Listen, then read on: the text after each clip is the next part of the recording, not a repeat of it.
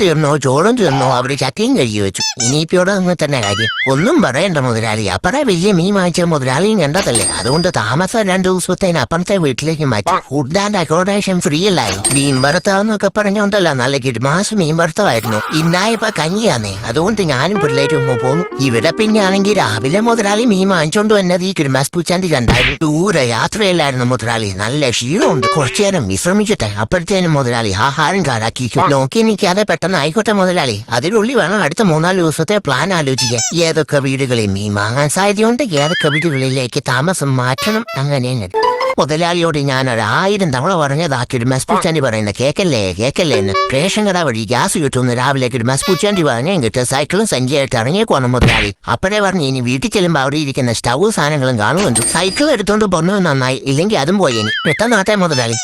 വീട്ടിലുണ്ടായിരുന്നവർക്ക് ഫ്ലാറ്റിൽ താമസിക്കണം എന്നൊരേ നിർബന്ധം. വീട്ടുകാരുടെ ആഗ്രഹമല്ലേ. ഈ ക്രിസ്മസ് പൂച്ചാണ്ടി പൈസയൊന്നും നോക്കിയില്ല. അവരുടെ ആഗ്രഹം നടത്തി കൊടുക്കാൻ തന്നെ ഞാൻ തീരുമാനിച്ചു. ഈ നടക്കല്ലേ നടക്കാൻ വേണ്ടിയിട്ടേക്കെന്നാണോ അതോ കാണാൻ വേണ്ടിയിട്ടേക്കെന്നാണോ? എന്നാലും പേരുള്ള നടക്കല്ല, നടക്കാതിരിക്കാനായിരിക്കും ഇങ്ങനെ പടുത്തു വെച്ചേക്കുന്നത്. എന്റെ പൊന്നു പോലാളി, ഇതിന്റെ ഉയരം വെച്ച് നോക്കുവാണെങ്കിൽ അങ്ങ് ഈഫൽ ടവറിന്റെ അത്രയും പൊക്കമുണ്ട്. പുറകിൽ വായി നോക്കിയിരിക്കുന്ന അല്ലാതെ വന്നൊന്നും സഹായിക്കണ്ട മുതലാളി. അങ്ങനെ ചെറിയൊരു സഹായമൊക്കെ ചെയ്തു തന്നാലേ എനിക്ക് ഉയരങ്ങൾ കീഴടക്കാൻ സാധിക്കുള്ളൂ. ഇതെന്ത് സഹായം മുതലാളി? ഇങ്ങനെ പോയ ഈ ക്രിസ്മസ് പൂച്ചാണ്ടി മുതലാളി എടുത്തോണ്ട് പോകേണ്ട അവസ്ഥ വരുമല്ലോ. ഇവർക്ക് ഈ നടക്കൽ പണിതപ്പോ വല്ല തീപ്പെട്ടി കൂടിന്റെ ഉയരത്തിലും പണിതാ പോരായിരുന്നു.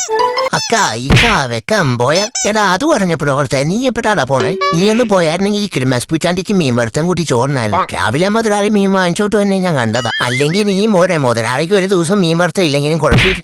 എന്റെ പൊന്നളിയ, ഈ മണ്ടനോട് ആരെങ്കിലും ഒന്നും പറഞ്ഞു കൊടുക്കോ ഈ ക്രിസ്മസ് പൂച്ചാണ്ടിക്ക് ഈ കത്തിയുടെ പാവ വേണ്ടാന്ന്. പല മീനിന്റെ പാവയൊക്കെ ആയിരുന്നെങ്കിൽ സ്വപ്നം കാണുമ്പോൾ ഒരു രസം ഉണ്ടായിരുന്നു. ഇതിപ്പോ രാത്രി സ്വപ്നം കാണാൻ കിടക്കുമ്പോ കരടി പിടിക്കാൻ സ്വപ്നമൊക്കെയാണ് കാണുന്നത്. എന്റെ പൊന്നു പോലാറി, ഇതൊന്നും മാറ്റിയിട്ട് വേറെ ഒരു മീനിന്റെ പാവം ഉണ്ടായിട്ടാ.